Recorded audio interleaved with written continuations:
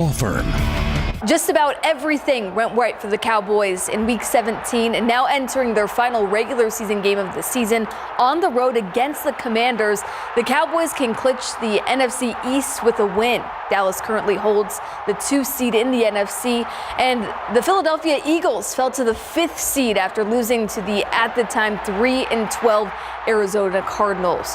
Just a couple of weeks ago, the division was the Eagles to lose, but after Dallas's emotional win over Detroit, head coach Mike McCarthy knew exactly what would be on the table.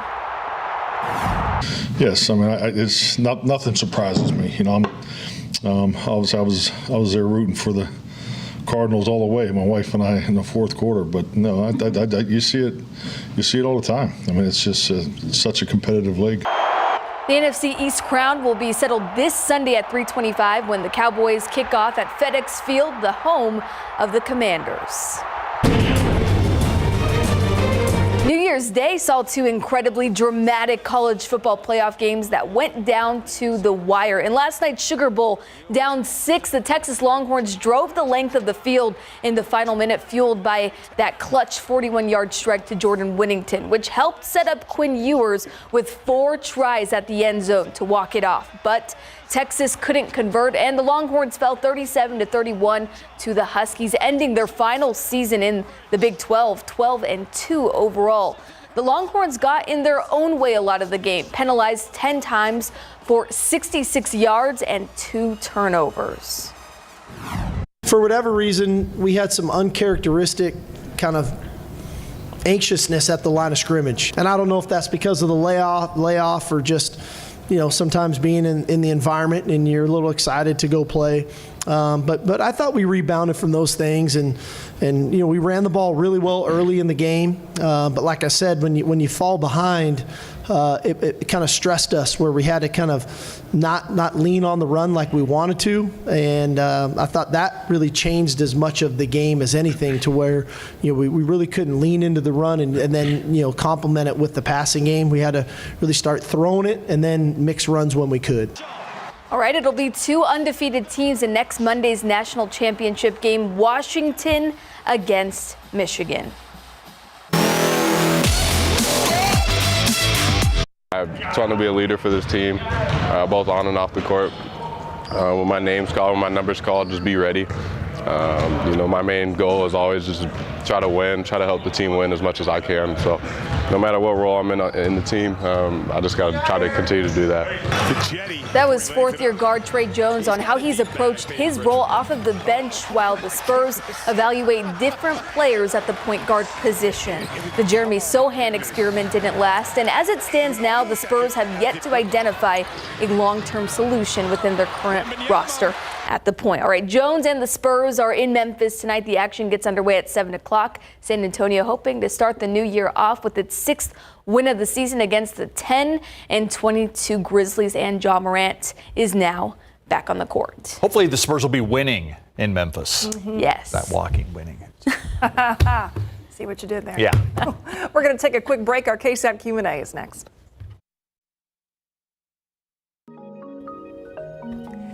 It is our first KSAT Q&A of 2024 with San Antonio Mayor Ron Nirenberg joining us here in the new year. And that is, first of all, Happy New Year to you. Thanks for being here. Happy New Year.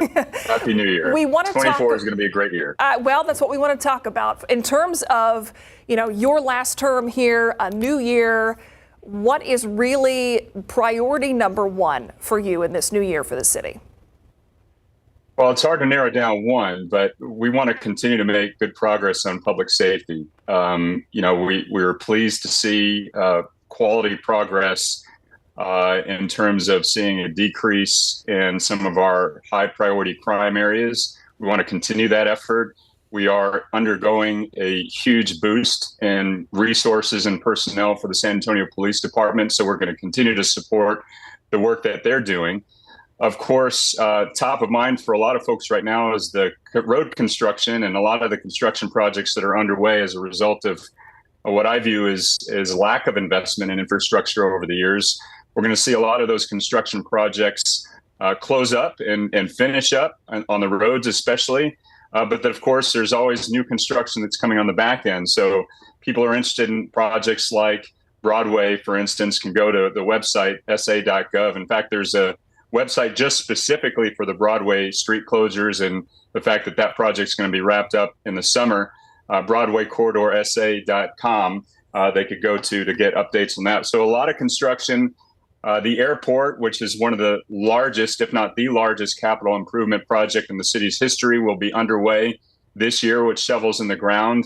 Of course, there's a lot of speculation about improvements that are going to be happening downtown in some of our major venues like the Convention Center, the Alamo Dome, and of course the Spurs are in that discussion. So a lot of those things are going to be underway. You know, I don't look at it as my tenure so much as the time that I've been allotted. There's a lot of work that's going on and needs to continue. And I have the baton now, and whoever comes in 25, I'll give the baton to them, and hopefully we continue the great progress of the city. Yeah, speaking of work, when it's road construction or whatever, I see you're working on a beard there for 24 to start things off. You talked about a downtown arena for the Spurs, and you talked about the Convention Center and the Alamo Dome. I mean, are those things linked in your opinion, and do you think we'll have some sort of an answer on a downtown arena for the Spurs and maybe a new Frost Bank Center in 24 and early 24? Do you have a timeline? You know, nothing new to share at this point. No new details to share at this point. But what I can tell you is that we don't want our community to undergo piecemeal improvements when we have an area like downtown. So when we talk about the Alamo Dome and the Convention Center, which we know are scheduled for some significant upgrades, along with the work that's going on at Hemisphere and various other projects, including like UTSA, for instance, is building a brand new building along the Market Street corridor. All these things create a quality of life and they create opportunities for live, work, play, employment. We want to take them as an entire unit. So when it comes to the San Antonio Spurs, I know there's speculation about a potential new venue. We just want to make sure that we're taking a big picture look at this. And of course, that means that there's a lot of moving parts, not anything new to share at the moment, but I do hope that there's more clarity as we move forward through 24 and answer some of those big questions as we get through the year. I'm confident that we will do that.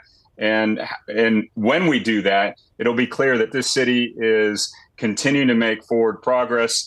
And if you're a resident of San Antonio, the best is yet to come. This is, in my view, I've been in this city for almost 30 years now.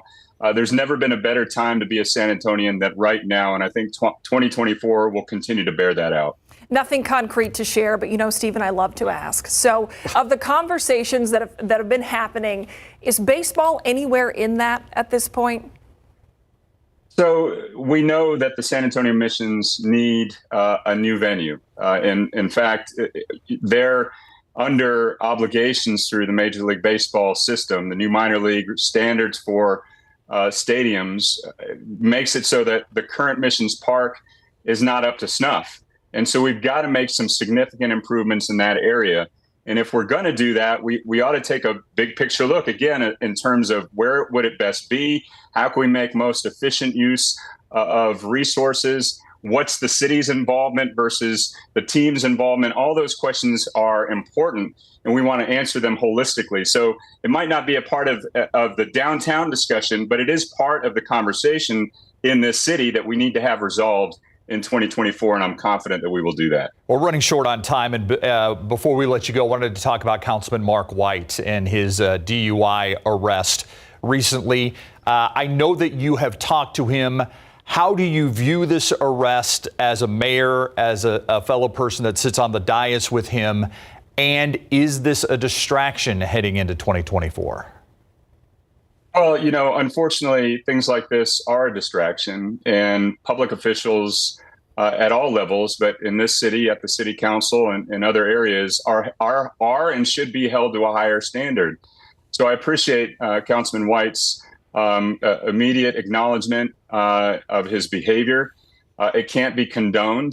We do have to wait for additional details, and so we know exactly what happened and have all those facts in front of us before we can rush to any conclusions and take any actions. But again, this is something that we don't want to see, and the public has a right to be disappointed, as do his colleagues, and we want to move forward. but unfortunately, this is a distraction. We will get through it, but we've got to continue to learn lessons from this. This is not acceptable behavior. Mayor, thanks for your time. Thanks for joining us to kick things off here in 2024. I assume there's not a website for updates on the beard construction, though Steve may be wondering about that. So we'll check back in. Yeah. I'll let you know which one's finished first, the orange cones on Broadway or the beard. I've already got a name for it, by the way. It's the Nirenberg. So there you go. I mean, thanks, Steve. I'll let Erica know about that. Yeah, thanks. All right. Thanks, Mr. Mayor. Happy New Year, guys. Happy New Year. We'll be right back.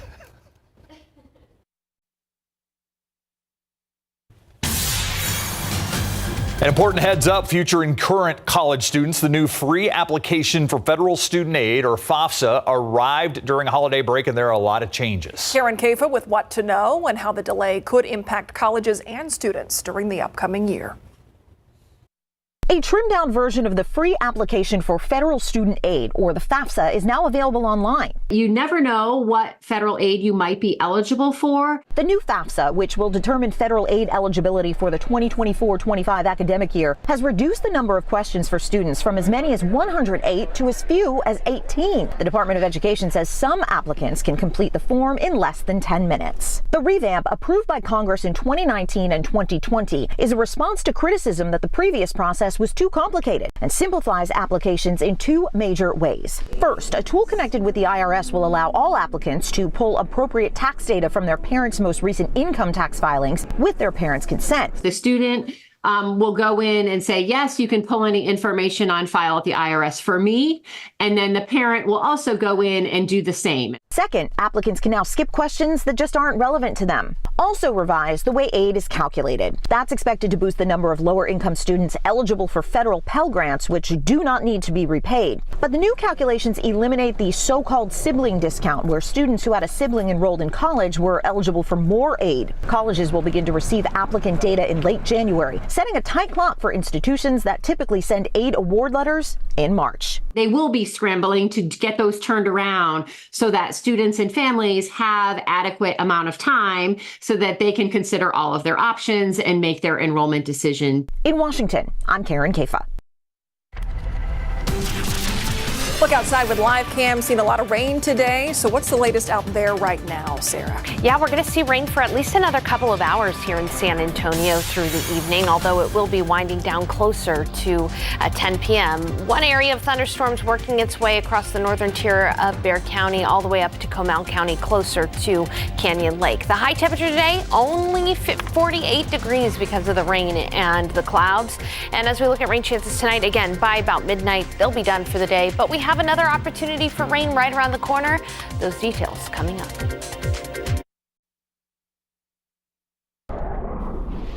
Good to see the rain today, but it is coming to an end, Sarah. It is, Myra, and most locations have seen anywhere from 1/4 of an inch to 1/2 an inch of rainfall, but there have been those that have missed out, particularly southeast of San Antonio. But the good news is for those communities that as the rain is moving east, that will be your best opportunity for rain. And you can see that we're already starting to see rainfall near Floresville, Gonzales, but there are some areas where the rain is falling pretty heavily, and even some flashes of lightning, perhaps some very small hail as well. Let's take a look at this one area of storms on the west side of town, right near McDonough, right along 90 there as you're heading closer to Castroville, Medina Valley High School, those areas. And then on the north side of town, decent downpours working their way through the central part of Alamo Heights, and then closer to areas like Chavano Park, where I think there was even some very, very small hail a while ago. Now that is non-damaging hail, just creates a lot of noise. But you can see right along 1604,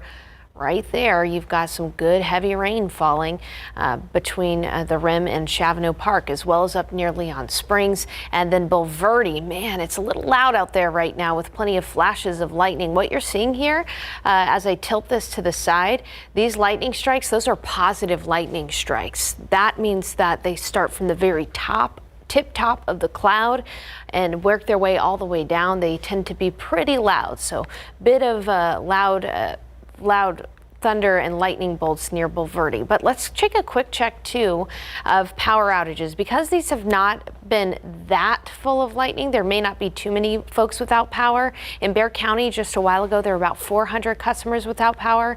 As that storm moves into Comal County, we're seeing some lightning creating some outages there, but only 200 customers without power in Comal County, which is good news. We'll go ahead and zoom out and put this in play again. As I step to the side, you can see that this entire system is starting to move to the east here. So by about 10 o'clock, the rain should be done in San Antonio. It's going to be a chilly evening, 45 degrees by midnight, 45 degrees right where the temperatures stayed pretty much all day in San Antonio. And we'll start off at 45 tomorrow morning as well, with some areas of patchy fog. It'll be cloudy to start the day, but by noon, a few peaks of sunshine and a relatively cool day. Even though it will be warmer than today, tomorrow, we are expecting highs right near 56. So on the cool side, the average high this time of year is 63. It'll be 55 in Helotes, 58 in New Braunfels, 60 in Floresville, 60 in Hondo, and 62 in Los Maples. Another cool day expected on Thursday with a high of only 53. But by Friday, things will be warming up, and Saturday and Sunday looks great. This weekend looks amazing. Highs will be in the 60s, plenty of sunshine. I don't know about you, but that's pretty much perfect weather. But we do have one more rain chance before the weekend. This will arrive on Thursday night. An upper level low will bring some showers and storms to San Antonio Thursday night after 10 p.m. through the overnight hours. Unlike today, where we've seen more widespread rain, by Thursday night, I think it's going to be a little bit more hit or miss, with a heavier rainfall up near Dallas and out toward Houston as well. But by the weekend, again, things will be clearing out very nicely for us. About 40% coverage of those showers and storms Thursday night into Friday, warming up into the mid-60s Saturday and Sunday. And then, of course, the next big thing to keep our eyes on, which we'll be updating you about, Monday, we have a small chance for rain, but the biggest impact, I think, will be the winds. Monday night and Tuesday, we could see wind gusts of up to 40 miles per hour, Steve and Myra. So it's going to be pretty windy after a beautiful weekend. Yeah, something to watch out for. Thank you, Sarah. All right, Powerball and a washed up bomb coming up the bus. To the buzz, and someone will be kicking off the new year as a mega millionaire. A single ticket in Michigan matched all numbers for Monday night's drawing, worth $842 million. The winning numbers 12, 21, 42, 44, 49. The Powerball is one. This is the 5th largest Powerball jackpot and 10th largest U.S. lottery jackpot ever won. Cash value, an estimated $425 million. There were also 6 winning tickets that matched all 5 white balls as well. It's a good way to start the new year. Yeah. An old bomb washed up on a California shore days after heavy surf pounded the coastline there. It was all covered in debris, but recognizable for its distinctive missile shape. Reminds me of some of my jokes. The bomb part. It turned up at Pajaro Dunes between Santa Cruz and Monterey on New Year's Eve. The Santa Cruz County Sheriff's Office bomb squad responded, determined it was an inert military ordnance. Once deemed safe, personnel from nearby Travis Air Force Base came to take it away. All right. We've all heard of baseless lawsuits, but Florida has a faceless lawsuit. Cynthia Kelly filed a class action suit against Hershey last week. She's accusing the chocolate giant of false advertising because of this. Yeah, listen to the reason why. Kelly was upset when the Reese's peanut butter pumpkin that she purchased didn't look like the outside wrapper. According to Kelly, Hershey misled consumers with their faceless chocolate pumpkins. An official for Hershey told the Washington Post the company cannot comment on pending matters. Will be interesting to see how Reese's saves face on this one. Back to the bomb. Yeah, we should go. We should go. That was that joke. All right, we'll be right back. Well, as expected, these storms are containing some small, non-damaging pea-sized hail, just more noise than anything significant. That was in Timberwood Park. As you can see, rain is moving through, but it will be ending by 10 p.m. Thanks for watching. See you at 10.